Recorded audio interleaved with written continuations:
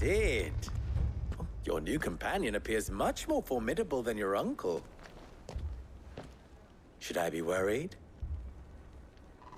You haven't been introduced. Jill, Clive has told me much about you. All lies, I'm sure. Your Stolas said that Dalamil has a bandit problem. Indeed. Although, you're a little late. They left with our food and guild days ago.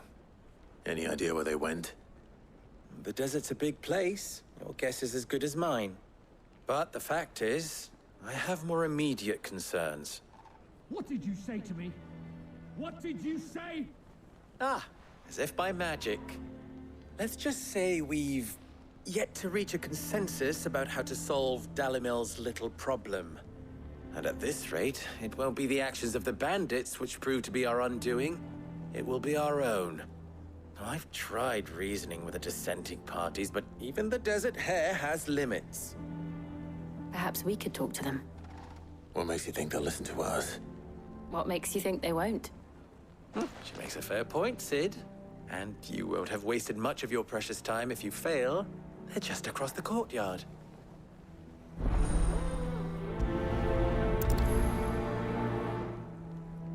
Suppose we just follow the shouting.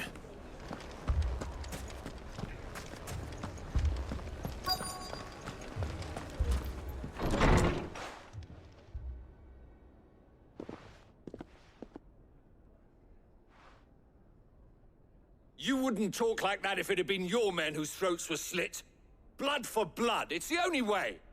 We hire mercenaries and have them mount the bandits' heads on our walls as a lesson to the rest. And what happens when those mercenaries are slaughtered like your men? Are you going to hire more? We're better off using that coin to buy food and supplies. If we hire mercenaries, the only thing we're buying is the bandits' ire. And you cannot fill empty bellies with that. Do you hear me?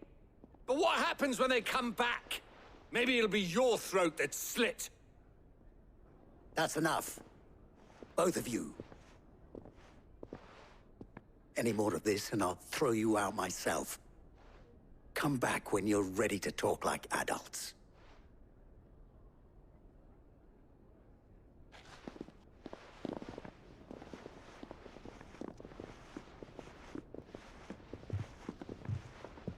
Victor.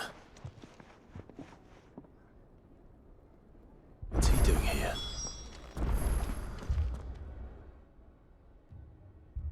Sid.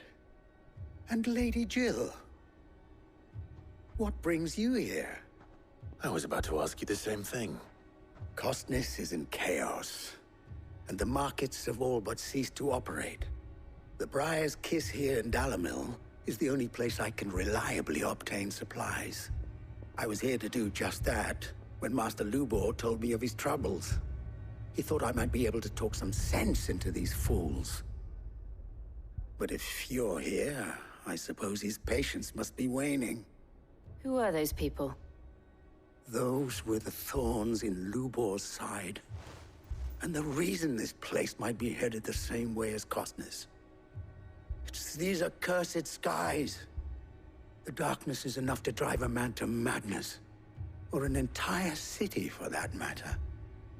We're still working on the skies.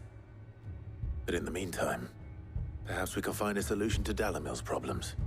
I hope so. For all our sakes.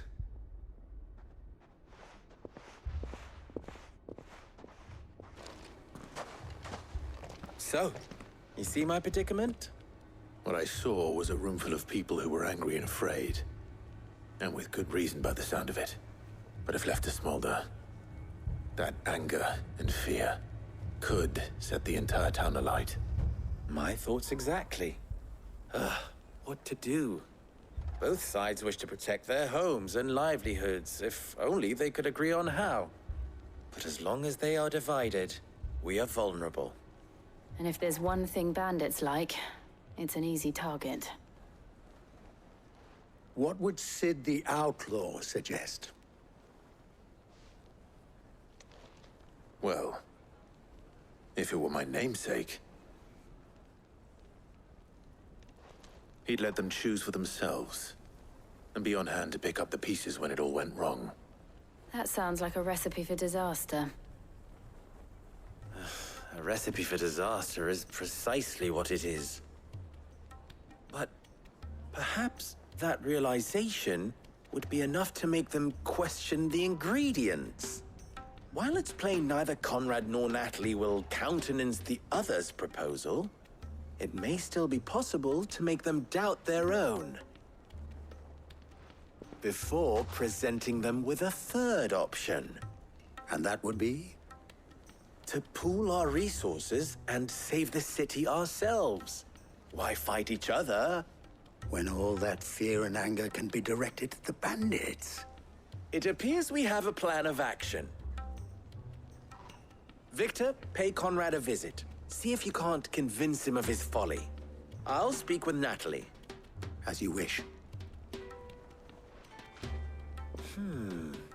Your faces are not well known in this town. That may prove useful. Don't worry, Victor and I will do most of the talking. You need only play along. Play along. What he means to say is yes.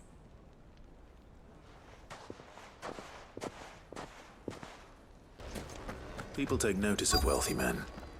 Shouldn't be too hard to track down Karen's collector. My reputation will be ruined! Ruined! Calm yourself, Lord Ignac, I beg of you, before you do yourself a mischief. Pardon the intrusion, but Out! Get out!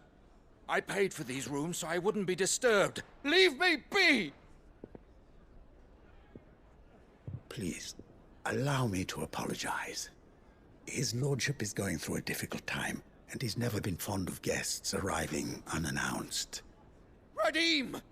Get rid of the filthy oaf this instant! Very good, Lord Ignac. Would you mind stepping outside for a moment?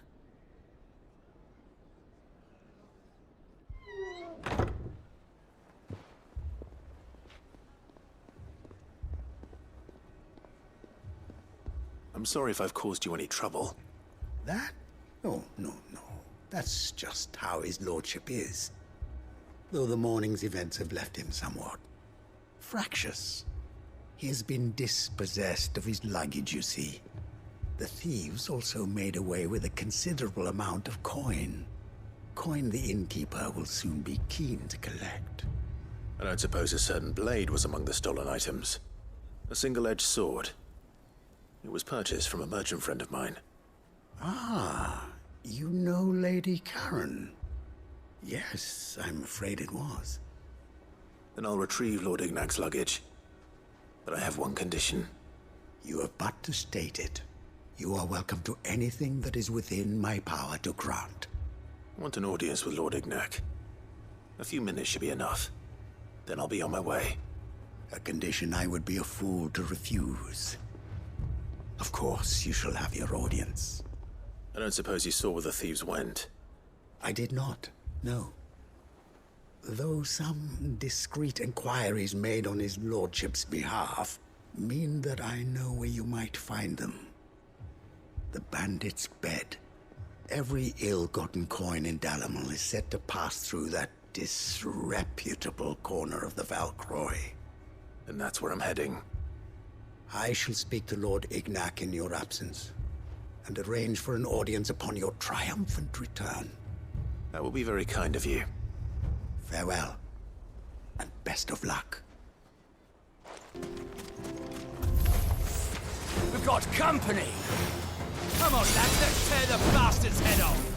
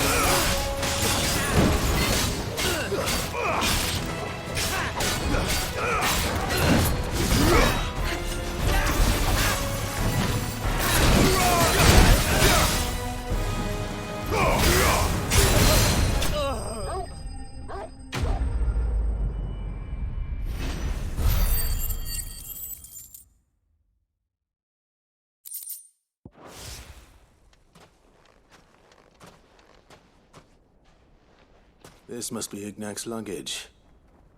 Nothing seems to be damaged. All right. Let's get it back to Dalimil.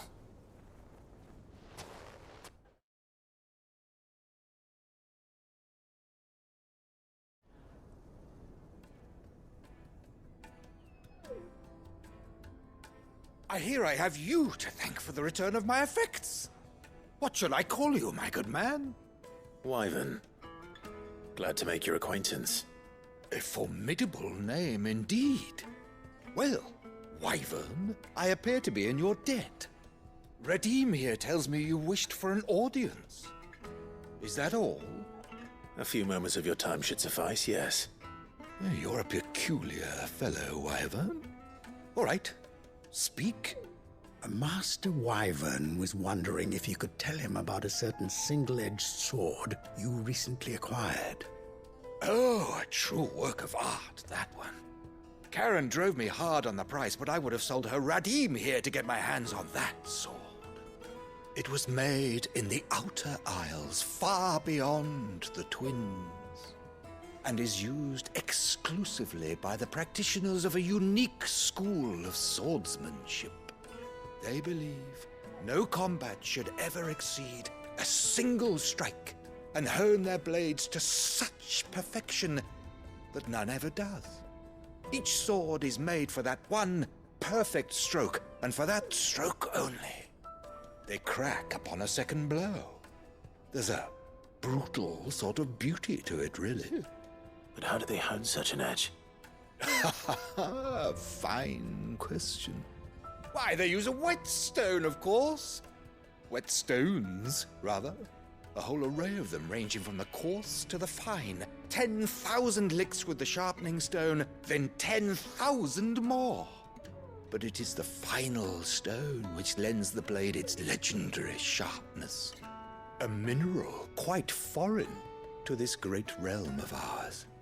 And that is the key. The secret ingredient. Wyvern, it occurs to me that my little lecture is hardly equal to services rendered. Take this, together with my regards. The very stone of which I spoke, far rarer among collectors than even the blade itself, and a far more fitting payment. Thank you. Pardon the intrusion, my lordship. However, it is long past time we prepared ourselves to depart. So it is. I am locked in bitter competition with a rival collector of curiosities. I am one step ahead of the unscrupulous scoundrel, but he is hard at my heels. And there are many other collectors out there. Too many to count, but only one do I consider my nemesis. Lord Byron Rosfield. And is a perennial thorn in my side. I can imagine. Farewell, Wyvern. May our paths cross again. Radim, we mustn't dawdle.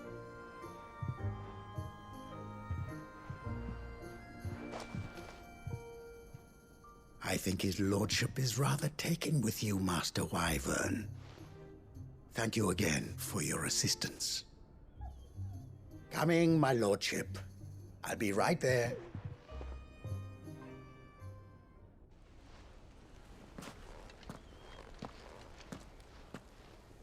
Trust Uncle Byron to find such an interesting rival. Now, let's see what Blackthorn makes of this whetstone, shall we? Sorry for the wait, but hopefully he'll agree it was worth it. You learned something about that sword, then? I did better than that.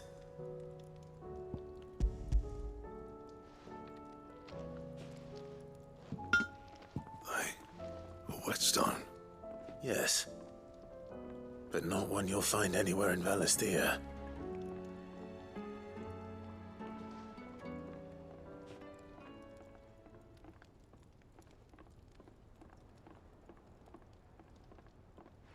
No wonder I couldn't get the same finish on the grinding wheel. One hit and all done, eh? Might not be so bad if all you ever fought were duels. Good luck on the battlefield. Your second opponent would be your last, no matter how good you were. Even so, is there some way it could be used to give the Curse Breakers an edge? I think so, yeah. With this whetstone and the right kind of steel, I could probably even make a twin of the blade to rattle me. But there'd be no replacing this little rock once I worn it down to a sliver. I reckon we get a dozen swords from it, if that. Swords that the Curse Breakers wouldn't know how to wield properly, and that would see them through a single fire piece. Nah, no point trying to copy that thing. Be about as much use as a wax anvil. But finishing our blades with a whetstone this fine, now that's something to consider. And what's finer than fallen masonry, eh? Or more hard-wearing, for that matter. Just imagine it. Good Valesthian steel with an edge as sharp as any found in the Outer Isles. I won't make a copy, nah. I'll make something much better. I'm sure the Curse Breakers will be delighted. Just don't push yourself too hard. Don't you worry about me, sunshine. I've been working day and night since I was half your age, and I'll still be here when you're long gone. Hey, thanks, Clive. I mean it. I owe you one, August too. It's good to know someone's looking out for me. He'll be happy to hear you said that. And I'll see that my debt to you's paid. First new blade I make's got your name on it. You come and find me when you've got the materials. All right. I will.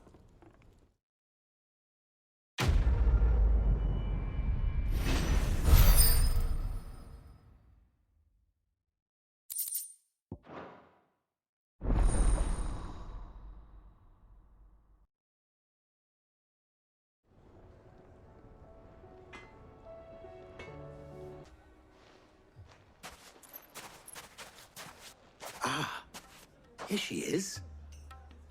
The Lady of the Spear herself.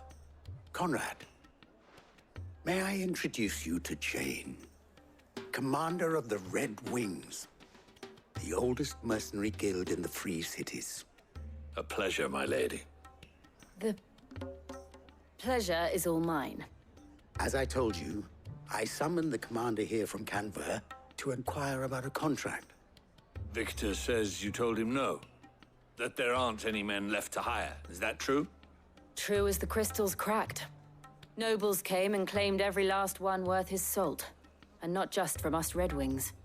You know of the 7 high houses. There must be 2 swords assigned each one. Granted, we have a few boys left. If it's boys you're looking for. Well, Conrad, are you saying that Dalamel's finest cannot defend this town better than a gaggle of unblooded striplings? That a band of beardless youths could better avenge the deaths of your brave men than you yourselves? Absolutely not. We'll show those bastards who they're dealing with.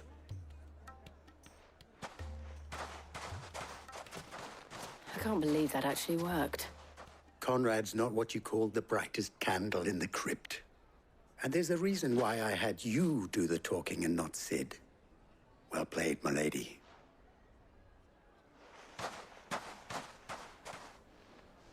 Ah, here he is now. Natalie, allow me to introduce Lord Underhill of Randalar's prestigious League of Merchants. Lord Underhill. At your service. Underhill. I was just telling the good lady of our conversation, my lord, and how you were lamenting the state of the capital's stores. Lubor says that not only are the granaries almost empty, but that war and the Blight mean this season's harvest won't be enough to fill them for winter. Indeed, certainly that is the case. The nobles in the capital are buying up the city's stocks of barley and wine, driving the prices higher than most commoners can afford. It is only a matter of time before the peasants revolt. It is worse than I thought. If what Lord Underhill says is true, I fear we have little hope of supplementing our stores, meager though they regrettably are. And while I applaud your endeavors to dissuade our more bellicose citizens from seeking vengeance, I sense Conrad is not wrong in his assessment of the bandits' likely return. Which means that now, more than ever, we will need to secure what little we still have. Food, weapons, herbs, everything. If our humble town is to endure not only this hardship, but those that are certain to follow, we must stand united. All right. If it will help to protect my home, I'll do it. But you needn't have gone through this charade.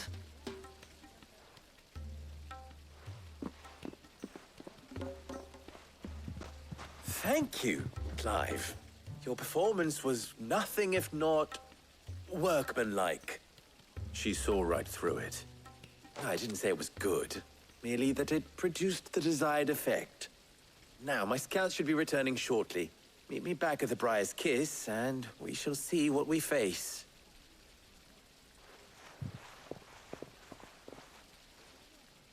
I'm not convinced our roles in this ruse were entirely necessary. It appears I have no choice but to Conrad seemed quite taken with you. Good news, Sid. Both Conrad and Natalie have somewhat gracefully accepted their new roles. With time, they may even learn to. Time no longer appears to be the luxury it was before lunch. I take it your scouts found the bandits. Technically, it would be the bandits who found my scouts. It appears they march for Dalimil as we speak. All of them. You're not serious. They don't just want food, they want the whole damn town.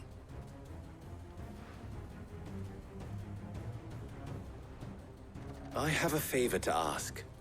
I'm told the bandits march in two groups, one from the south and one from the desert, in a move doubtless intended to stretch our already gossamer-thin defenses. Very well. Jill and I will meet those from the desert. But what of the rest?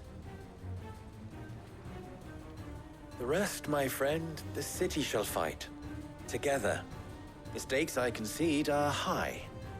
But if this does not unite Dalimil, nothing will. That is a lot of faith to put into those who had their hands around each other's throats but a moment ago. Then it will be for us to see that their hands are kept occupied. And I do mean us. I thought you might say that. We'll hold them off for as long as we can. And we will do the same.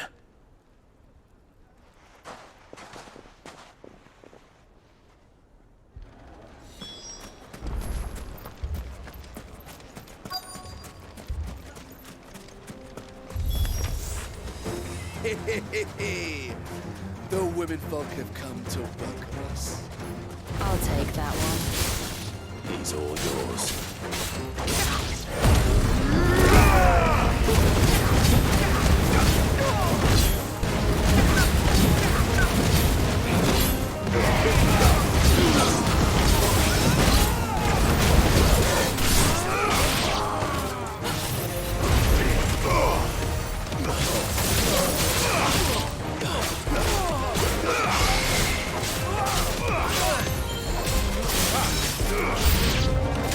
They mean to overwhelm us.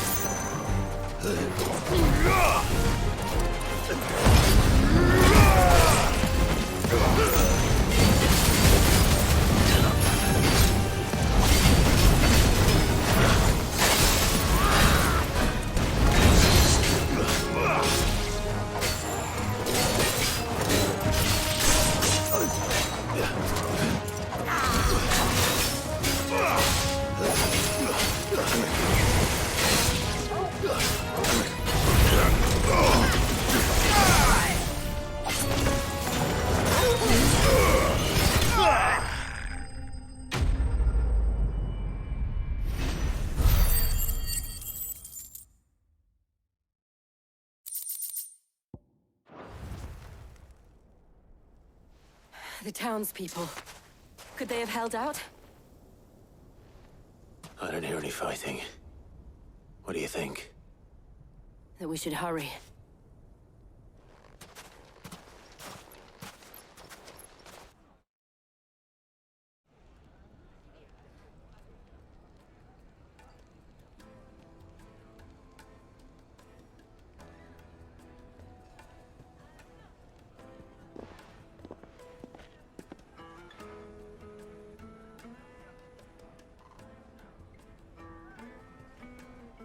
Natalie, I owe you an apology. You did well out there. The inn would have been lost had you not held the line. Without you, there would have been no line to hold. You saved us, Conrad. You saved Dalimil. We all saved Dalimil.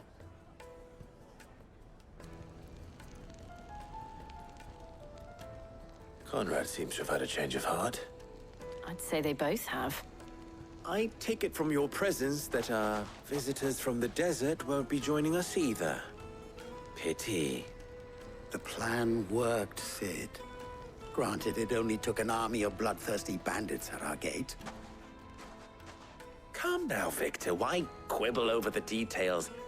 We are united, and that is all that matters. As for you, Sid, you fight considerably better than you act.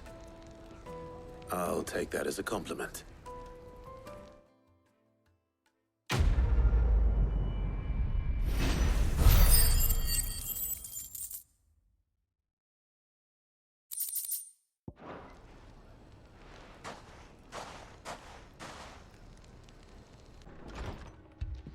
Martha, it's good to see you.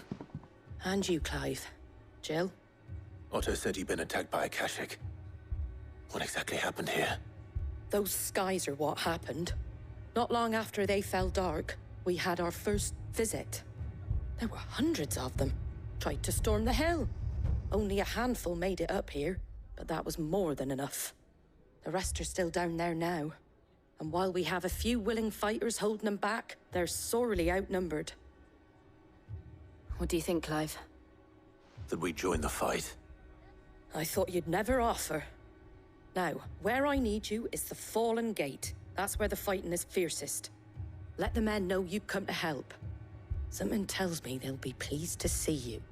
We're on our way.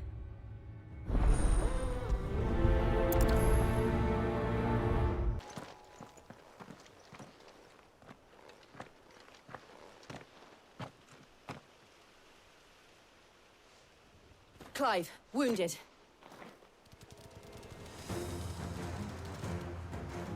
We deal with the Akashic first.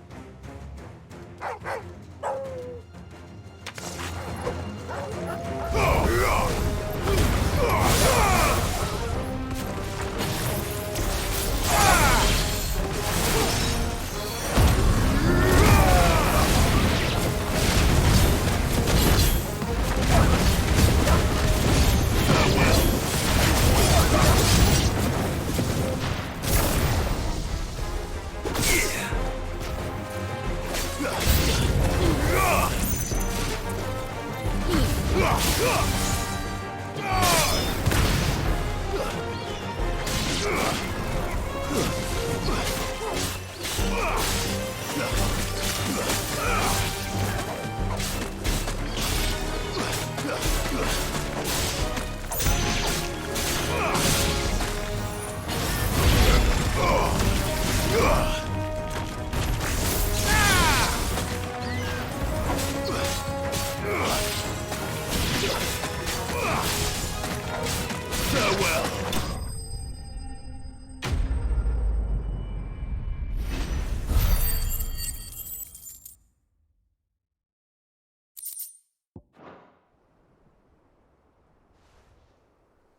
These men don't have the look of hired swords.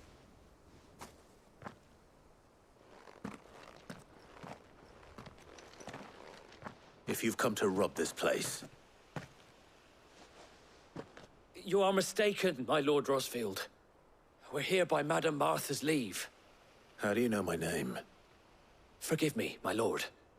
There wasn't time for introductions. We're with the Guardians of the Flame. Wade's men? But how did you come to be here? Where is your commander? Sir Wade left earlier with a scouting party to find out where the Akashic were coming from. Did he? Take your wounded back to the inn. Martha will see you're looked after. We'll join you anon.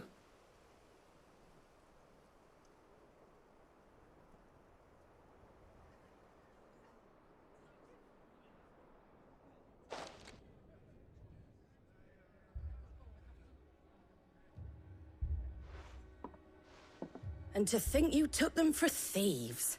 A fine reward for holding off the horde, that is. When did Wade and his men arrive? Not long after Rosalith fell. The Guardians asked me to shelter some of them that had lost their homes. They were making ready to leave just as the skies turned, and we agreed it was best we stuck together. Martha! Trouble! The scouting party's almost at the lift, but they got a pack of Akashic snapping at their heels! And they got wounded with them! They're not gonna make it! Damn it all. We'll worry about them, Martha. You look after everyone here. If any can still fight, send them to the lift. I will. You two be safe now.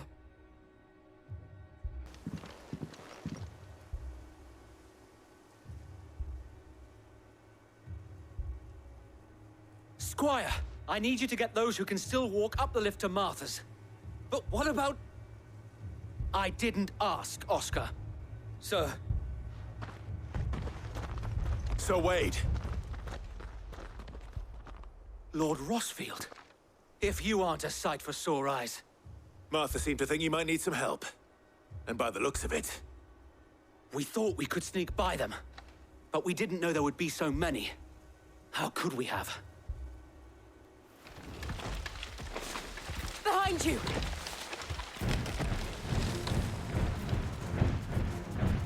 Damn it! We need to get the injured to safety. Do you think we can hold them off? We can certainly try. Are you with us, Sir Wade? Always. Then let's do our duty.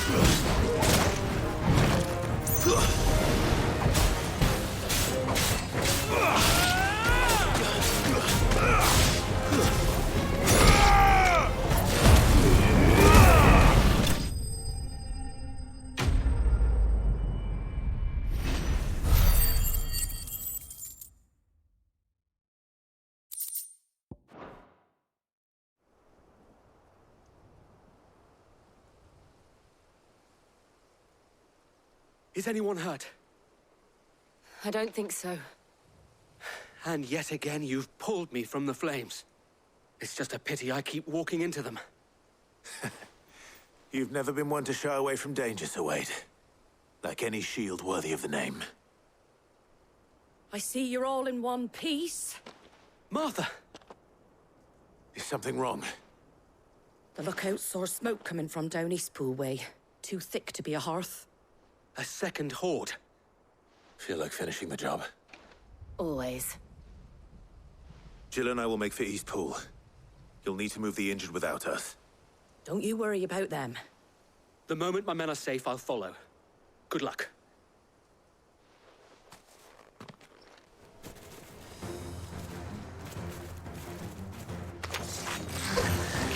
They're headed for the rest. We have to slow them down. Martha and the others won't be ready.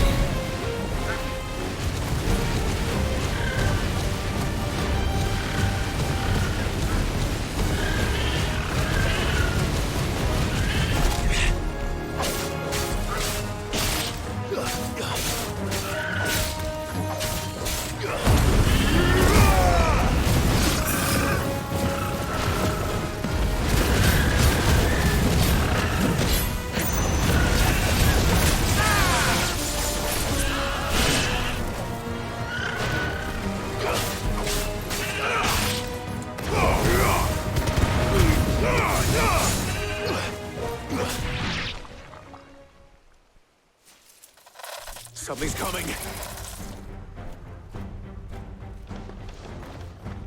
Apologies, my lord. Did I miss anything? Only the first round, Sir Wade. Shall we?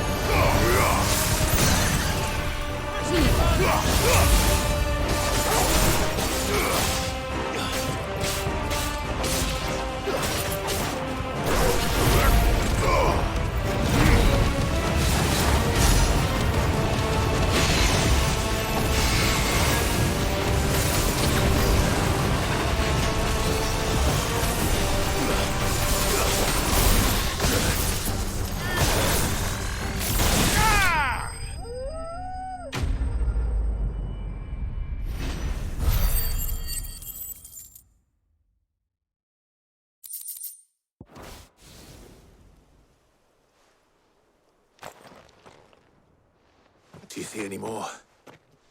No. I think that was the last of them. But it won't be long before the next lot arrive. Then we make for Martha's while we can.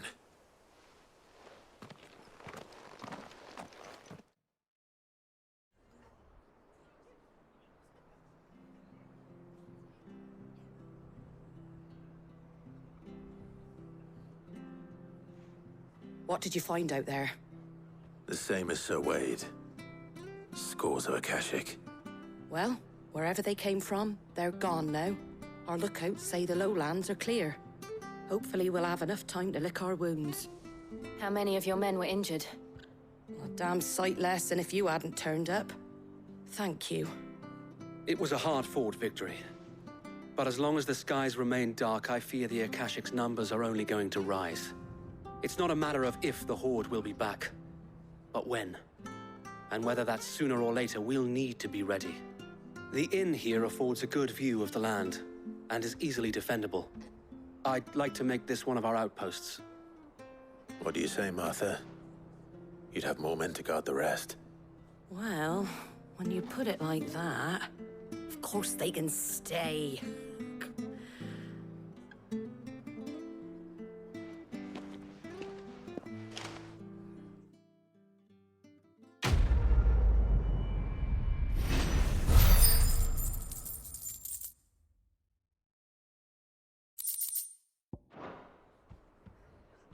My lord, there's someone I'd like you to meet. Oscar, over here.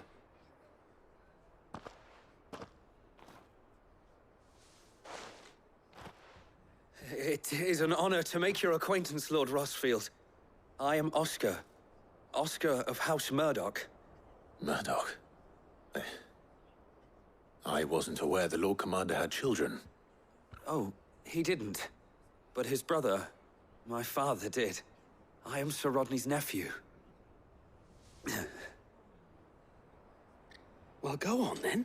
It's not for me to ask him. Yes, Sir Wade.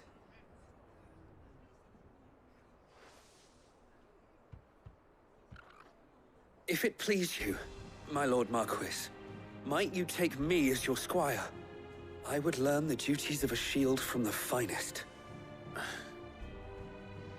I'm sorry to disappoint you, Oscar, but I'm a shield no longer. Nor was I ever the finest. And spending time in the company of an outlaw hardly seems a fitting education for one aspiring to take his oaths.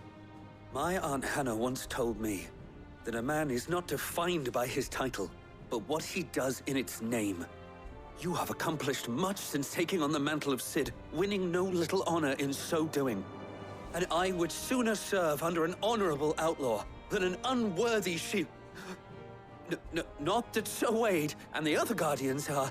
I mean to say that, they're... It's all right. We know what you mean. There is only so much the boy can learn from me, my lord. But a squire... Would that really be so bad? You were a squire once. And I'm certain Sir Rodney would approve.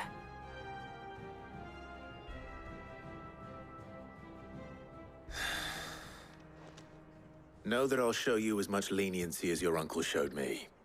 I would not have it any other way.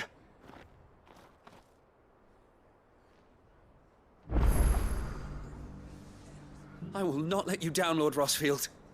You, or my uncle. We shall be staying here for the time being, and not just for the ale. I'll have one of my men escort Oscar to Benimir once he's said his farewells. Well, it's certainly quiet. If I were a giant antelope, it would seem like just the place.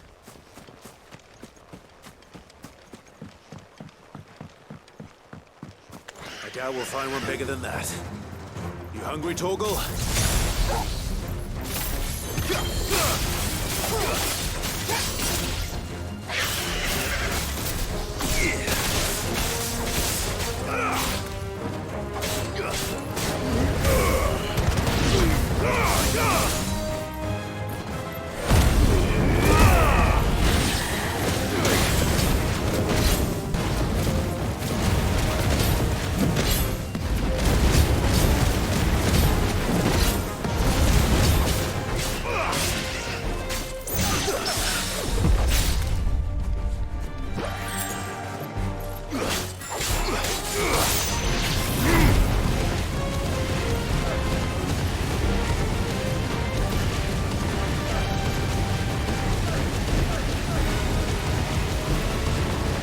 You're finished.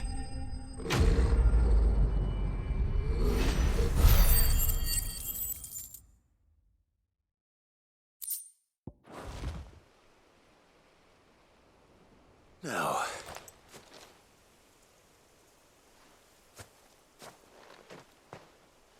will it be enough, I wonder?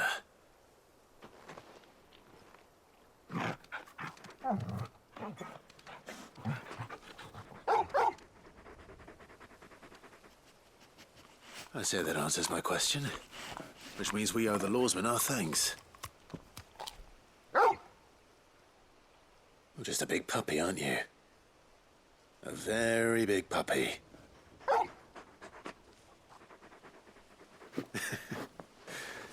You do know you can take that with you, Torgal. Lady Karen will be relieved to hear you've got your appetite back. Come on, boy. I noticed you and Torgal had gone off somewhere. Take him for a walk, did you? You could say that.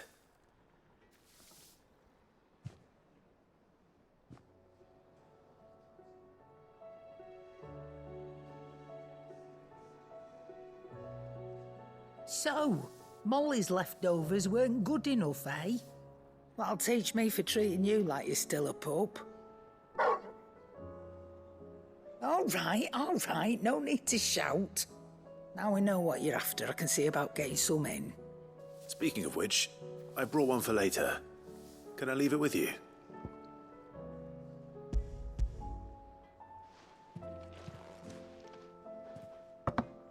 You can, aye. I'm nice like that. In return, you can thank Tomes for me. The bloody know-it-all. I was just on my way to see him. Ah, Clive. Were you able to locate your quarry? We were indeed, lawsman. You pointed us in exactly the right direction. And Torgal's been a very happy hound ever since. Very good, very good.